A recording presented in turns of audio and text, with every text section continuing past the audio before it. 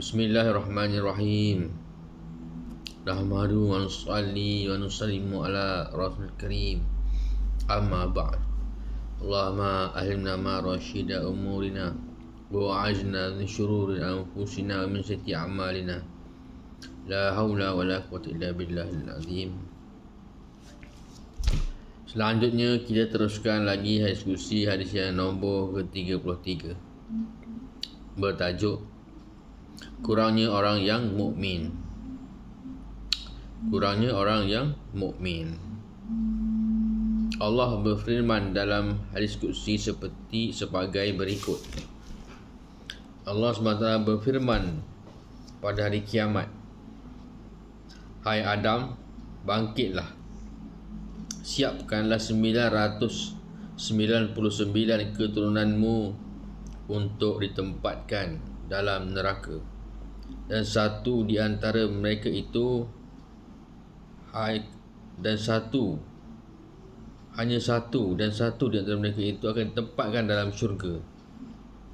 Ketika Rasulullah SAW menerimanya, kemudian menyampaikannya kepada para sahabat, baginda menangis tersedu-sedu. Demikian para sahabat lainnya turut menangis. Lalu baginda bersabda, "Angkatlah kepalamu.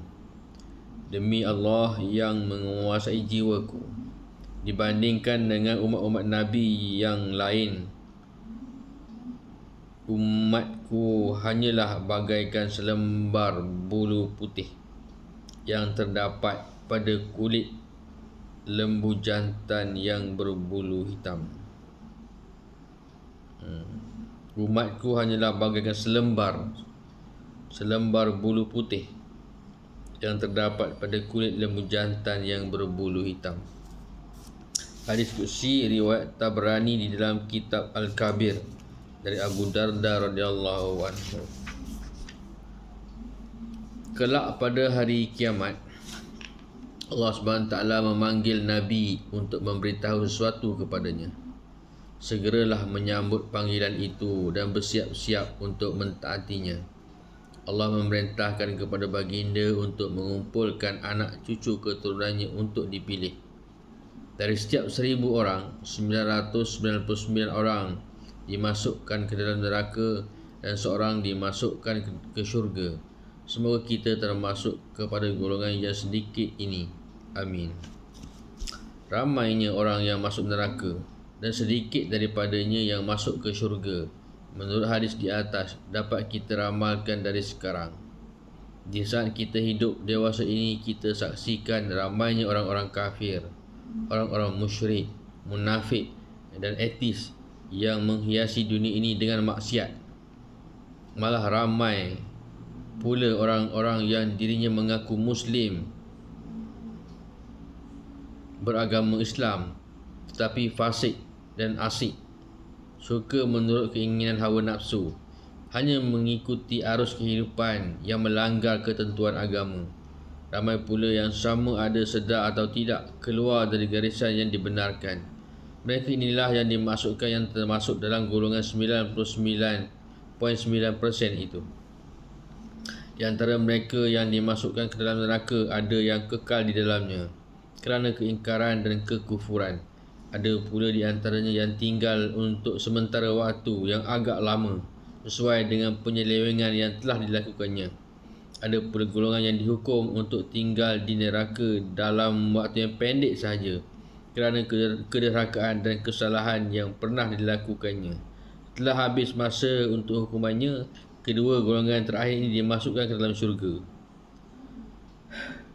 Allah memerintahkan kepada Nabi Adam untuk mengambil keturunannya yang sedikit itu, iaitu yang tadi Nabi Adam untuk mengambil keturunannya yang sedikit itu, 0.1%, untuk dibawa dan dimasukkannya ke dalam syurga. Kerana mereka inilah yang benar-benar beriman dan mendapat hidayat, berpendirian tetap, tidak menyeleweng, tegas, tidak ragu-ragu dan berjalan betul-betul meniti di atas siratul mustaqim, tidak tergelincir dan tidak melampaui batas. Kalau kita meneliti lembaran Al-Quran, banyak kita dapati perkataan-perkataan ramai yang sesat, ramai yang fasik. Di antaranya ialah surah Al-Maidah ayat 66. Dan kebanyakan dari mereka buruk keji amal perbuatannya. Surah Al-Hadid ayat 16. Dan banyak di antaranya orang-orang yang fasik derhaka. Orang fasik derhaka. Surah Al-Maidah ayat 32. Sesungguhnya kebanyakan dari mereka sudah itu sungguh-sungguh menjadi orang-orang yang melampaui batas, melakukan kerosakan di muka bumi. Surah Al-Maidah. Surah Al-Maidah ayat 49. Dan sesungguhnya kebanyakan dari umat manusia itu adalah orang-orang yang fasik. Surah Al-Maidah lagi ayat 62. Dan engkau lihat kebanyakan dari mereka berlumba-lumba pada melakukan dosa dan pencerobohan. Surah Al-An'am ayat 119. Dan sesungguhnya kebanyakan manusia hendak menyesatkan dengan hawa nafsu mereka dengan tidak berdasarkan pengetahuan. Surah Al-A'raf ayat 109. Satu lagi Allah beritahu, dan sesungguhnya kebanyakan manusia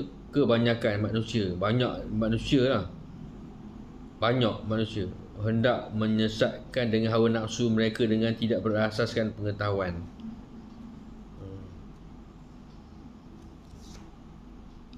Dia orang macam ni, dia ilmu dia cetek sangat tentang agama. Tak pernah sekolah agama. Lepas tu keluarga dia pun bukan dalam bidang agama. Mak ayah dia tak ajar agama. Ayah dia semayang pun tak pernah kumpul, tak pernah ajak kumpul dalam, jom kita kumpul dalam apa, Allah ni lepas main maghrib biasanya kan, dulu ayah saya macam tu lah. Lepas dia kalau hari maghrib, isyak dia pergi main kat masjid, subuh dia pergi main kat masjid. Lepas tu bila dekat hari raya ramai kan, orang ramai balik kampung. Biasanya raya lah, masa sekolah dulu, jom kita sembahyang berjemaah sama-sama.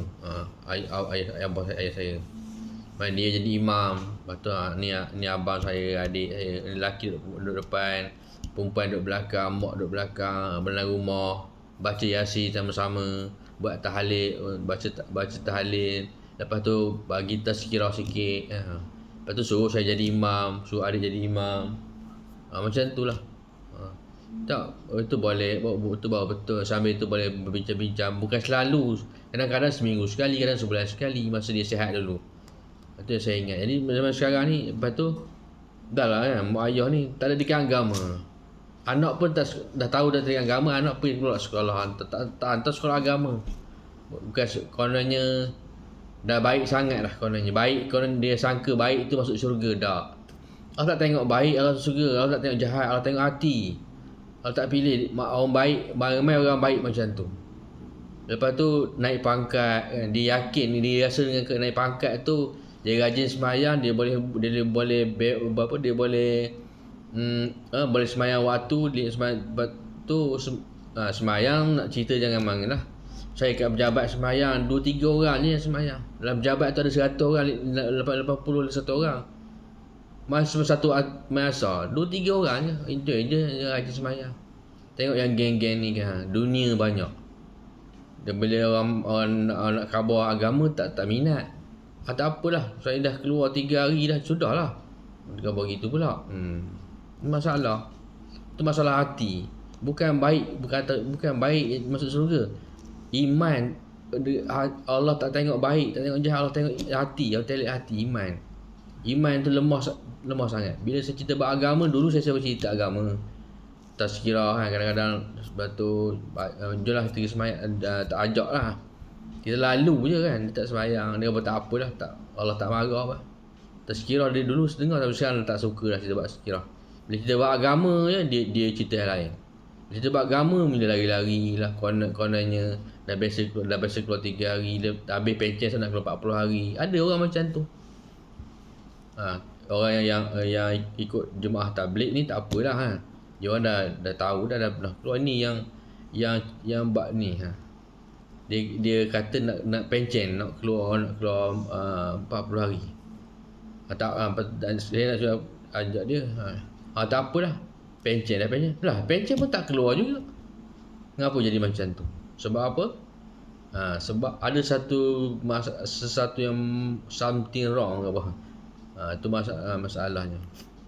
Mungkin sebab kemampuan tu mungkin juga. Itulah mana duit ni. Kalau kita buat duit ni, itulah Allah uji kita dengan duit. Kita tak masalah. Kalau ada duit, banyak duit, sekarang pergi haji, masa kumpul duit untuk buat haji, kumpul duit untuk buat rumah ke, tak tahulah macam mana buat rumah, kumpulkan duit sekarang. Jangan tunggu pencen. Ramai orang bila dah tunggu pencen, tapi tak keluar juga. Maknanya duit yang kita ada tu macam gaji kan, kena potong gaji katakanlah 4,000 ataupun 5,000. Banyak sangat tu gaji. Kata 4,000 lah, gaji 4,000. Lepas tu 40%, 60% boleh pinjam, boleh tinggal 40% gaji pejabat, tinggal 40% tu dari bawah pada tu tak boleh. Kerajaan tak bagi banyak sangat duit macam tu. Boleh pinjam duit yang kita pinjam, tinggal 40% gaji bersih. Duit tu kita guna dengan Allah SWT di markaz Jerantut. Orang tu surat Jerantut tu, semua korban berlaku tu. Ada yang belanja 40,000 pergi IPB, ada yang pergi negara jauh belanja 45,000, 30,000, 20,000. Tu duit yang menjadi manfaat RM1. Baik kalau RM1 dia gaji 40,000, berapa juta, berapa bilion pahala dia dapat. Ini kita nak keluar RM1 nak belanja pun kira. Kira nak belanja. Ustaz nak bagi RM1 boleh bagi sedekah. RM1 bagi sedekah. Niat sedekah untuk mak ayah. Boleh macam tu. Tak sedekah pun tak apa. Jangan kikir, jangan kedekut. Ini kedekut. RM1 nak belanja nasi lemak sepinggan pun kira. Macam mana macam tu? Tak kira pahala. Tapi bila kita buat gitu, sifat kita jadi sifat baik. Jadi orang baik, sedekah ni. Belanja kawan-kawan suka dengan kita. Macam kita nak keluar nak makan je, cari kita, nak jom makan. Tapi bila kita buat agama lari, jangan sembahyang tak nak. Kita buat dunia, dia lah nombor satu cakap buat dunia. Pandai kalau macam tu, saya tak tahulah. Dulu macam kita macam gitulah orang agama ni kan. Orang kita buat agama. Kalau saya dah khabar, kalau dah jumpa sampai 60 kali ajak orang kata tak payahlah.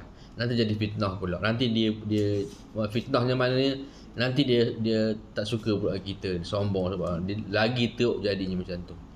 Jadi kita ajak, kita doa pada Subhanahu Taala macam tu. Supaya orang ni Allah buka pintu hati dia, buatlah kerja agama. Jangan fikir dah tahu ngapa tak buat. Itu masalah. Sebab masalah iman lah tu. Dia dah masalah tapi dia uji. Allah uji dia, ngapa dia tak keluar. Allah uji dia, ngapa tak keluar. Allah uji dia. Sebab kita dah ajak, tak apalah, Allah uji dia. Dia sama ada dia nak pilih kehidupan dunia yang sebenar, kehidupan dunia ke nak kehidupan akhirat. Dunia, duit, kerja, beli motor, beli rumah, beli kereta, overtime, duit. Akhirat, orang pergi masjid, pergi surau semain 5 waktu, ikut dakwah tabligh, ikut sembahyang tak tinggal. Gitu orang yang memilih akhirat. Walaupun dia milih 60% insya-Allah, kalau dia jaga sembahyang ni Allah pilih dia. Allah tak pilih, Allah pilih dia. Kalau dia memilih kehidupan akhirat, dunia dunia dia orang macam tu okeylah. Dan masalah orang yang tahu tapi tak buat, itu yang masalah paling besar sekali. Orang yang dah pernah keluar, orang yang dah tahu macam mana, dia tak buat. Dia fikir, Allah beri ujian, dia nak fikir, nak pilih. Kalau itu orang yang dah keluar, orang yang tak keluar lagi tu orang yang tak pernah lagi tu, tak nampak tau, tak nampak. Maksudnya dia kata dia nampak. Apa yang awak nampak? Kalau nampak tak akhirat, awak akan jaga sembahyang, tak tinggal sembahyang. Itu orang yang tahu kehidupan akhirat. Masalahnya orang yang dah tahu tapi tak buat. Dia sibuk, dia belanja, dia ingat dia betul. Dia belanja keluarga, dia ingat dia betul. Dia ingat dia ni nafkah saya bagi untuk saya klienti hari-hari je. Saya klienti untuk nafkah untuk beri anak-anak. Dia ingat dia betul. Itu ujian juga Allah uji. Allah uji dengan kerja, Allah uji dengan duit. Dia Allah uji dia. Kalau dia berjaya, cara nak tu kena jaga semayang. Nak mulakan dakwah dengan jaga semayang 5 waktu. Semayang 5 waktu di awal waktu berjemaah. Itu kita kena jaga. Semayang kan betul. Semayang adalah perkara kedua yang penting selepas dakwah. Dakwah perkara pertama, semayang perkara kedua. Okey, dakwah tak buat. Bila dakwah tak buat, tak dapat jaga semayang. Bila jaga semayang, tak dakwah, tak dapat. Iman tak terbentuk. Iman nak bentuk dengan dakwah. Jangan disangka macam tu. Maknanya dia kata dia belanja untuk belanja keluarga, ya, bagi keluarga dapatlah pahala. Tapi semayang tak jaga. Itu masalah. Dia jaga keluarga, jaga kerja, jaga apa? Jaga pekerjaan dia elok-elok. Jangan kena tindakan, tapi semayang tak jaga. Sekali kena jaga dakwah, kena jaga semayang. Bila jaga semayang, insya-Allah Allah SWT akan luluskan ujian dia tu. Ujian dia dalam semayang. Semayang kadang-kadang. Bila semayang nak cepat, doa tak apai. Lepas tak sempat dah kerja hari-hari dah. Hati sampai pukul 10, pukul 12. Bila? Esok malam kan dah tak tidur. Apa lagi nak semayang awal tu? Jangan jaga dunia, jaga semayang. Jaga semayang, insya-Allah. Mulakan kerja dakwah dengan semayang. Bila jaga semayang, dakwah tu hadiahkan pada dakwah. Semayang dan dakwah ni perkara yang penting. Sama ada dia ikut dakwah atau semayang. Tapi kalau dalam jemaah tabligh memang dia menekankan dakwah baru semayang. Buat dakwah dapat semayang. Kalau tak ikut dakwah, semayang. Lepas semayang dapat dakwah. Lepas dakwah awak lagi bagus jadi semayang. Pilihlah mana-mana pun. Tapi satu pun tak buat. Dakwah tak ada, semayang pun tak ada. Macam mana? Saya cakap itu itu mana? Bagi tahu lah. Tak kata mana-mana orang, bukan seorang dua, ramai macam tu. Sangka dengan pangkat boleh selamatkan diri daripada pengampunan Allah. Sebab jadi orang baik. Tengok orang jahat, syokok lah, duk ngeteh lah, tak datang kerja tapi datang kerja lambat. Orang baik dengan orang jahat. Bukan baik orang yang memilih dunia, dia menyangka dengan dia buat gitu Allah suka kat dia. Allah tak tengok hati dia. Anak belah hati ni kena baca hadis dengan Quran. Dua perkara Allah kata. Quran hati jadi karat, kalau tak dengar hadis hati jadi hitam. Sembahyang dia boleh membersihkan titik hitam dengan sembahyang. Dengan kerja dengan jadi orang baik dia berarti tak. Dengan untuk bersihkan hati dia kena dengar hadis, kena baca hadis hari-hari, kena baca Quran hari-hari. Itu yang bukan kerja, bukan buat bos. Mungkin kena faham apa ni. InsyaAllah saya nak sambung lagi perkara ni. Sebab perkara ni dia orang tak nampak. Jadi orang yang nampak kena buat usaha. Bila orang nak nampak, bukan nampak nak apa, nampak apa nak perlu dengan dakwah ni, apa perlu kita buat untuk kita nak dapat ikut cara sunnah, nak dapat perintah Allah, ikut cara sunnah yang diajarkan Nabi SAW. Macam tu.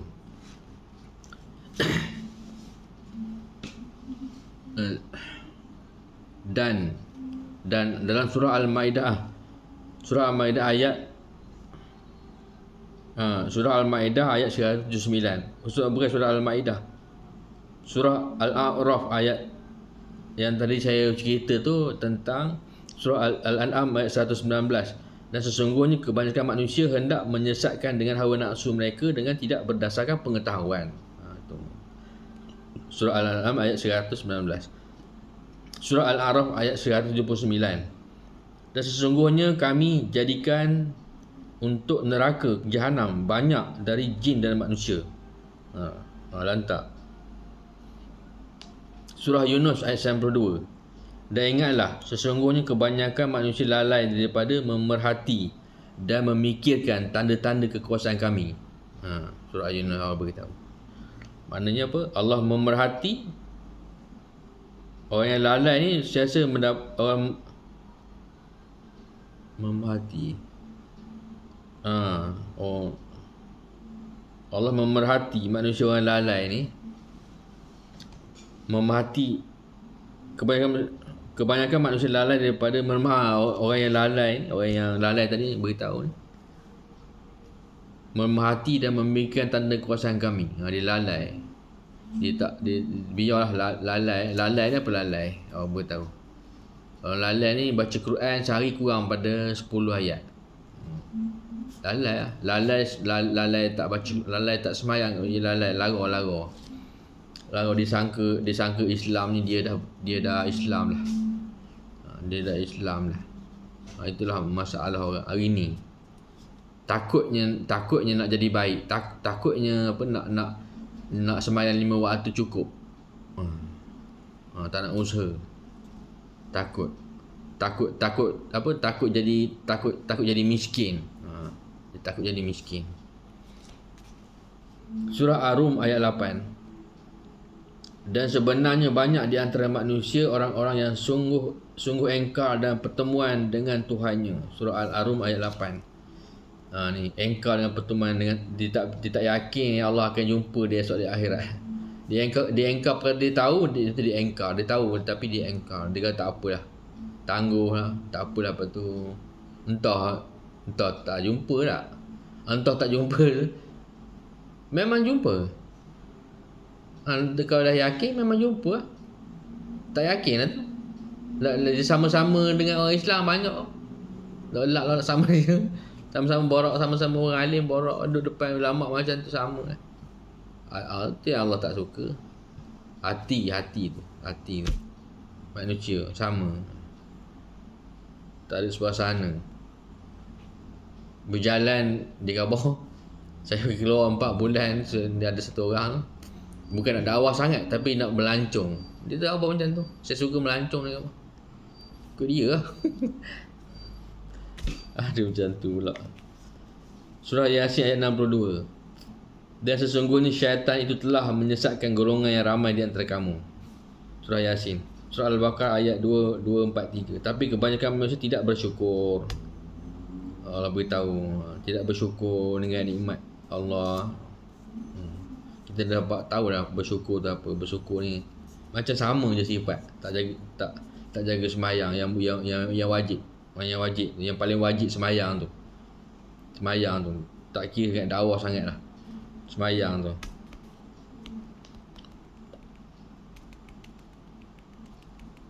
Surah Al-An'am ayat 116. Dan jika engkau menurut kebanyakan orang yang ada di muka bumi, nescaya mereka akan menyesatkanmu dari jalan Allah. Kalau kita sibuk sangat dengan ni, nanti kita pula yang susah hati, kita pula yang teruk. Jadi kita bukan tak endah, kita dah cakap banyak kali. Sebulan sekali kena cakap lah. Jangan tinggal tu kan. Kita pesan-pesan gitu sebab dah lama kenal, tak apalah. Odon lama kenal. 116. Ayat surah Hud ayat 17. Tetapi kebanyakan manusia tidak percaya kepadanya. Surah Yusuf 103. Dan kebanyakan manusia tidak akan beriman walaupun engkau terlalu ingin supaya mereka beriman. Ni Allah beritahu dalam surah Yusuf ada ayatnya 103. Wa ma aktsarun nasi walau harasta bimu'minin. Ni dakwah nabi-nabi. Nabi jumpa dakwah nabi-nabi. Macam kita sekarang ni lah. Dan kebanyakan manusia tidak akan beriman. Tidak akan beriman maksudnya dalam tabligh ni dia tak pernah keluar lagi. Dia dah biasa. Walaupun kau terlalu ingin supaya mereka beriman, kita susah dia kan. Mula kita tazkir dia. Walaupun dapat kita pergi nusrah pun sekejap dapat makan dengan bayan sikit-sikit kan, dengan bayan sikit cukup lah. Itu lah, tak keluar pun tak apa. Tapi tak berniat terlalu ingin supaya dia Allah bagi dia hidayah, ikut buat kerja macam kamu buat, macam kami buat. Tapi itu cakap kali tu, banyak kali cakap kan. Dia tak ingin dah 4 bulan lah, dah 4 kali keluar lah, tak ikut juga. Tak boleh. Nanti dia fikir itu ujian dia, Allah bagi dia ujian. Selepas pada tu macam mana dia sembahyang, dia doa, nanti Allah dapat hidayah yang lain pula. InsyaAllah. Jadi kita kena banyak doa lah.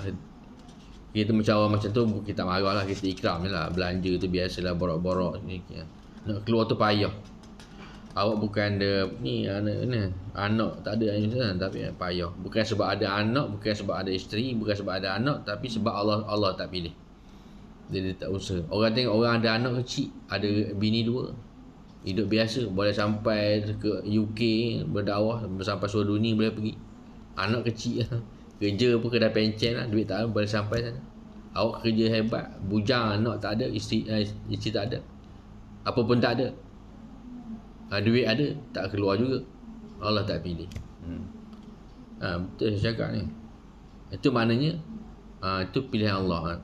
Kena amalan bersungguh supaya dia selamat diri dia, orang lain boleh macam ikut macam dia juga. Sungguh. Dan banyak lagi ayat lain yang menunjukkan ramainya manusia yang sesat. Orang sesat ni bukan dia tak sesat, tapi termasuk golongan sesat. Dia seorang-seorang je. Kalau sesat macam ikut kumpulan tarikat, kumpulan yang akam semua sesat tu lain lah tu. Ayat surah Hud ayat 40. Dan tidak ada orang-orang yang beriman yang turut bersama-samanya, melainkan sedikit saja. Surah Sabah. Dan sememangnya sedikit sekali di antara hamba-hambaku yang bersyukur. Allah tahu hamba memang sikit yang bersyukur. Bersyukur. Surah Sad ayat 24. Kecuali orang-orang yang beriman dan beramal soleh, sedang mereka maka amatlah sedikit. Orang beriman ni sedikit, amat sedikit. Tadi lah, dalam 1000 orang tu seorang je yang beriman dan beramal soleh. Ada orang beriman tapi tak beramal soleh.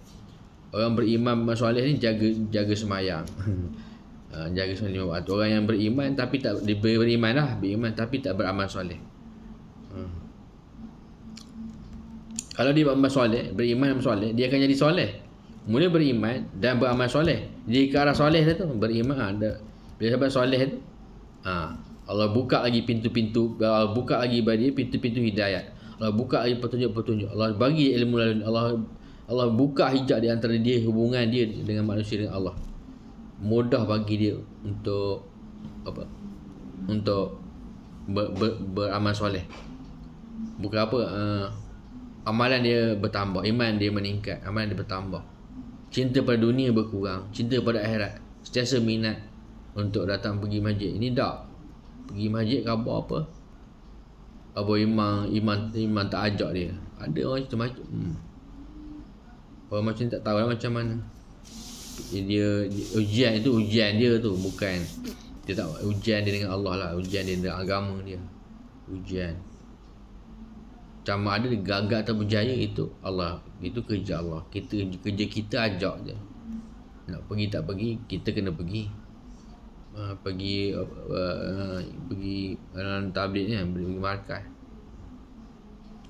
pergi mesyuarat harian, pergi buat mingguan.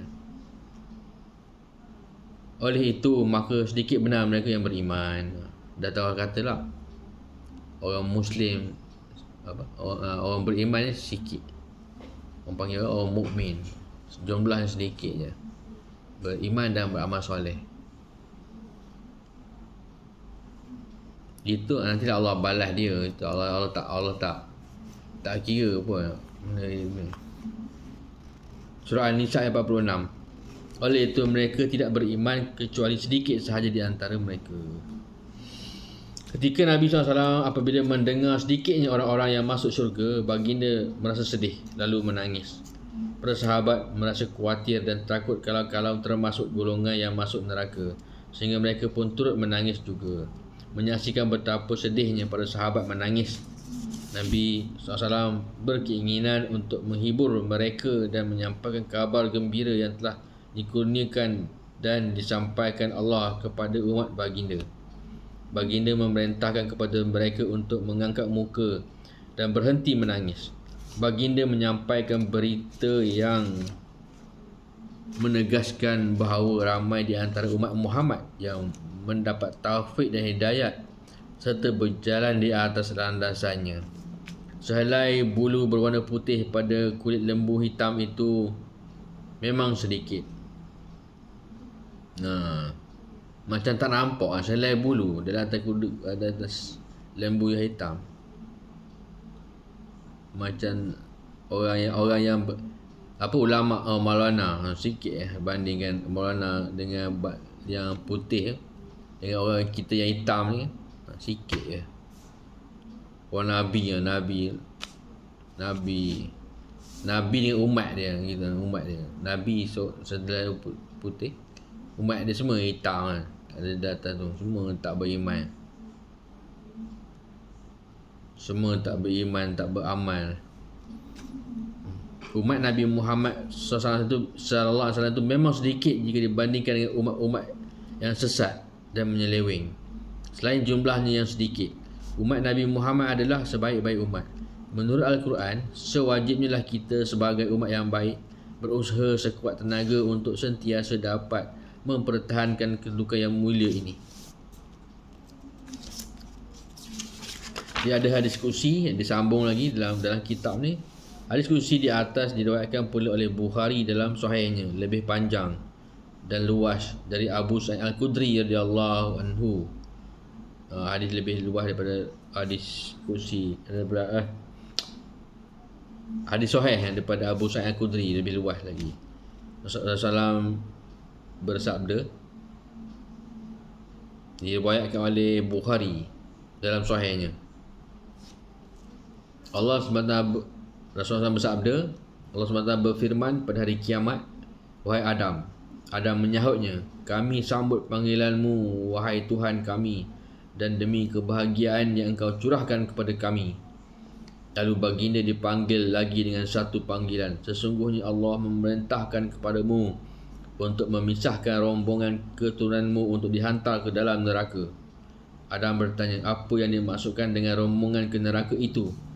Allah menjelaskan, ambil dari tiap-tiap 1,990 orang. Ketika dilaksanakan perintah itu, terjadilah berbagai peristiwa, seperti orang yang sedang hamil, gugur kandungannya, anak-anak kecil serta merta beruban, dan kesihatan orang-orang seakan-akan mabuk. Tapi sebenarnya mereka tidak mabuk, hanyalah gambaran siksaan Allah yang sangat dahsyat ketika itu. Orang-orang yang hadir mendengar pada waktu itu merasa ngeri sehingga berubah pucat warna muka mereka. Dan ini Allah suruh pilih yang berita Nabi Adam, panggil anak cucu kamu daripada yang ni, yang mula-mula daripada zaman Nabi Adam, anak daripada Adam lah, 99 orang. Bila sebut dia panggil 99 orang tu, ni nak capaklah neraka ni nak beri khabar gitu. Nampak neraka depan tu, ni kan awak akan masuk neraka betul-betul dia khabar. Jadi uban anak di tak kira macam suasana hari kiamat. Suasana yang lebih dahsyat pada hari kiamat. Hari kiamat hancur bumi. Kalau kita lebih hebat daripada hancur bumi ni. Sampai tiba-tiba beban, tiba-tiba suasana tak tentu hala, lebih teruk pada hari kiamat lagi. Lalu Nabi SAW menerangkan, Nabi Muhammad SAW menerangkan, diambil dari Ya'juj dan Ma'juj 999 dan dariku satu. Dekat bawah. Ya'juj Ma'juj dulu. Orang kata Ya'juj Ma'juj ni memang jahat sangat. Korang ada kata manusia, ada kata binatang, tak tahulah. Tapi dia Ya'juj Ma'juj dia orang yang akan dipanggil dahulu. Masa Nabi Adam 990 orang daripada itu, dan dari kamu satu. Kalau kamu dibandingkan dengan orang yang sangat ramai itu, selesai sehelai bulu berwarna hitam yang terdapat pada seekor lembu jantan yang berwarna putih.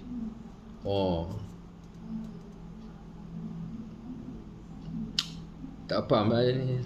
Ya'juj Ma'juj tadi lah. Ya'juj Ma'juj satu orang manusia. Daripada Ya'juj Ma'juj tu satu je yang masuk surga daripada Ma'juj. Ya'juj Ma'juj tu suruh mesti lah. Daripada 1,000 orang manusia, seorang je.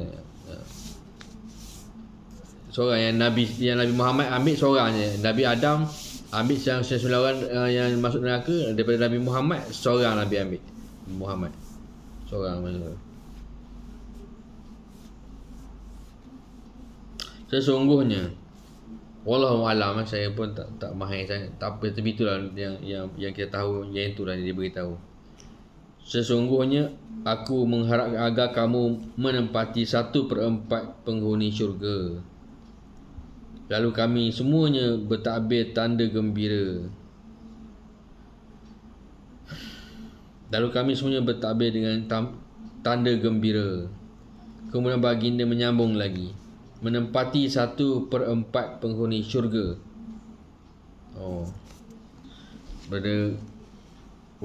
Daripada umat ni, yang manusia pada ketika tu, Nabi Muhammad boleh selamatkan 1/4 daripada 1/4 daripada penghuni syurga. 3/4 penghuni neraka, 1/4 daripada orang ramai-ramai ketika tu. 1/4. 1/4 ramai lah. Kalau 1/4, kalau ada berapa 1/4? 10. 8 orang. 8 orang. 20 orang. 20 orang. 14 syurga, 16 neraka. Gitu. 1/4 kita nampak lah, maknanya suku lah 1/4. Taklah macam dia seorang, daripada 1000 tadi seorang. Golongan yang majud mungkin orang kafir. Daripada 1000 satu je yang selamat, orang kafir. Orang Islam 1/4 lah, macam tu. Orang yang beriman lah 1/4 pada umat Nabi yang umat Nabi Muhammad. Lalu kami semuanya bertakbir tanda gembira. Orang yang masuk syurga tadi tu bertakbir gembira. Kemudian baginda menyambung lagi, menempati 1/3 penghuni syurga. Lalu kami bertakbir lagi tanda gembira. Lepas tu daripada yang tinggal 3 tadi, 1/3 pernah berkata, tambah lagi. Daripada suku tu tambah lagi. Dia 1/3, 1/4 daripada sahabat kan minta yang baik lagi, daripada yang tinggal 3/4 tadi tu. 3/4 tu 1/3 pula. 1/3 kalau ada 9 orang, 9 orang, 3 orang surga, 6 orang masuk neraka.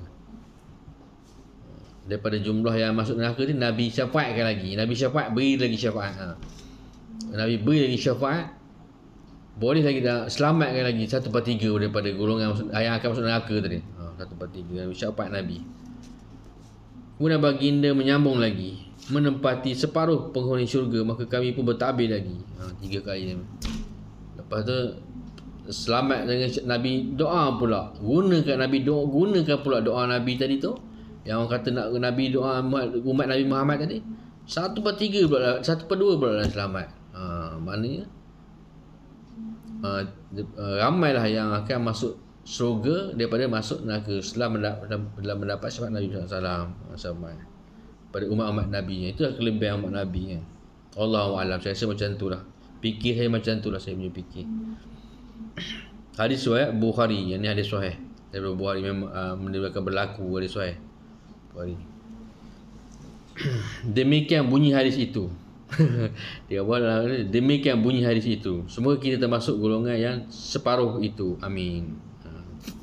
Pada separuh tadi tu, separuh masuk surga tadi, yang golongan yang masuk surga dahulu, yang masuk separuh masuk, yang separuh masuk surga, separuh masuk neraka. Golongan yang terakhir, golongan yang ni lah Nabi cerita separuh masuk, separuh neraka. Maksud ni golongan yang separuh yang masuk surga, lebih banyak masuk surga, lebih separuh masuk surga, kurang masuk neraka. Separuh yang masuk surga. Gambaran siksaan Allah pada hari kiamat. Dalam hadis dia tanya lagi. Jadi kita semoga Tapi golongan separuh itu, iaitu ngapa dia gawas separuh? Semula 1/4. Lepas tu 1/3. Dah 1/3 masuk lagi. Dan pula ada 1/2. 1/2 separuh. Kalau separuh, katakan 10 orang.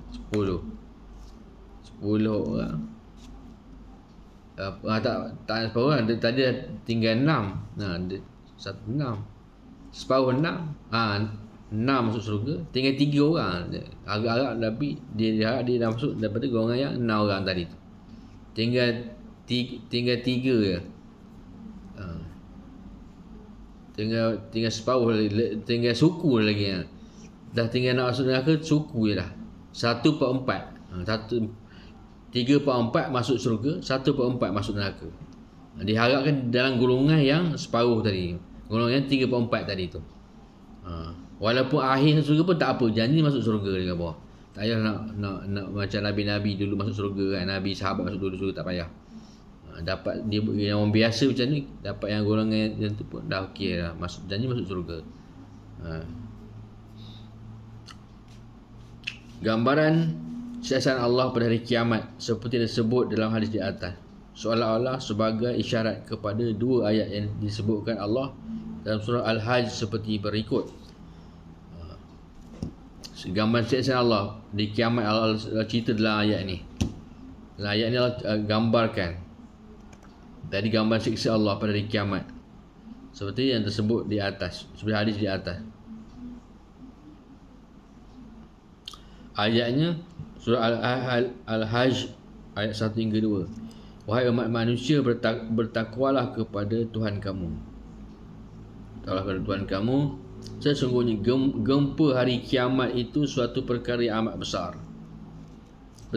Pada hari kamu melihat peristiwa-peristiwa yang mengerikan itu, tiap-tiap ibu menyusu akan melupakan anak yang disusukannya, dan tiap-tiap perempuan yang mengandung akan menggugurkan anak yang dikandungnya.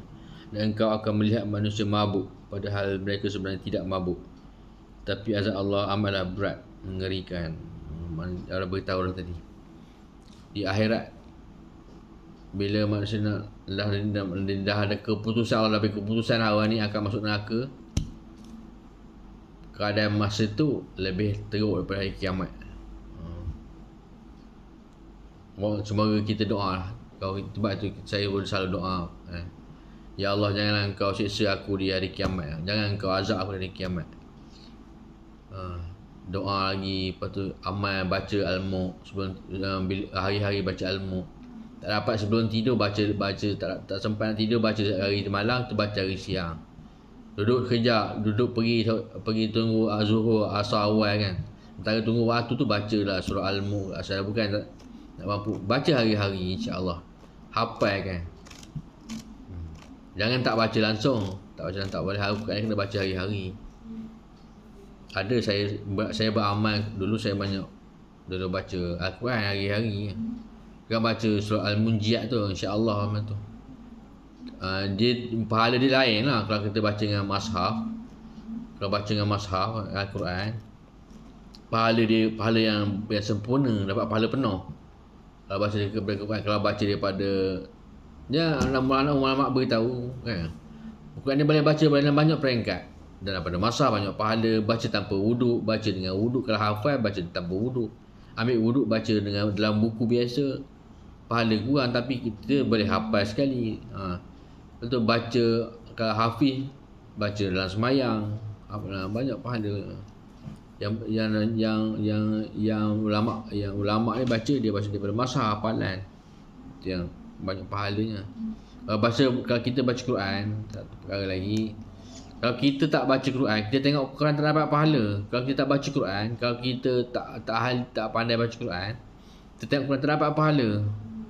Tapi kalau kita dah khatam banyak kali, kita dah hari-hari baca Quran tu, dapat pahala. Pahala ni dapatlah, tahu dah pahala macam mana. Dapatlah sikit pahala, tak kira lah. Dapatlah satu pahala ke dua pahala. Letak Quran tengok, dengar sembahyang tengok Quran, letak Quran kat depan, dapat pahala.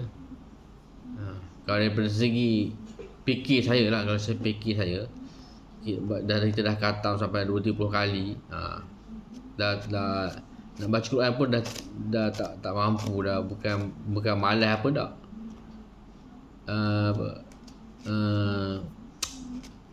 Malas satu hal jugalah. Malas sebab kita banyak kerja lain, banyak kerja. Kita sibuk, tak sempat nak baca Quran, letih kan. Kita kerja rajin kan. Baca lepas subuh, pergi lambat sikit kan, dah tak boleh.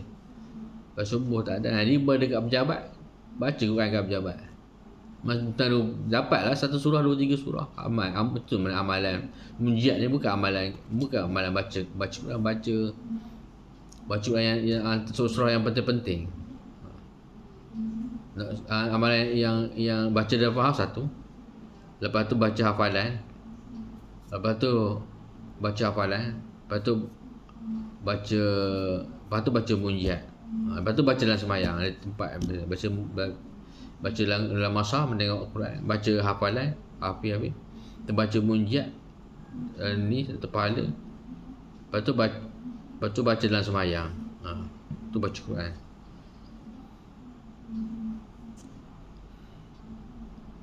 Ini kita baca tadi. Bertakwalah wahai manusia, bertakwalah kepada Tuhanmu. Sesungguhnya gempa hari kiamat itu satu perkara yang amat besar. Kita baca tadi mana? Peristiwa akan akhirat esok. Peristiwa yang paling dahsyat bila manusia hendak dilontarkan hendak dimasukkan ke dalam neraka oleh Allah Subhanahu Taala. Semoga Allah Subhanahu Taala memelihara kita dari api neraka dan mengurniakan kita Jannatul Naim. Amin. Semoga apa yang kita dengar, kita duduk, kita hayati, dapat kita amal, kita sampaikan. Subhanallah bihamdihi, subhanakallah bihamdika, asyhadu alla ilaha illa anta, astaghfiruka wa atubu ilaik.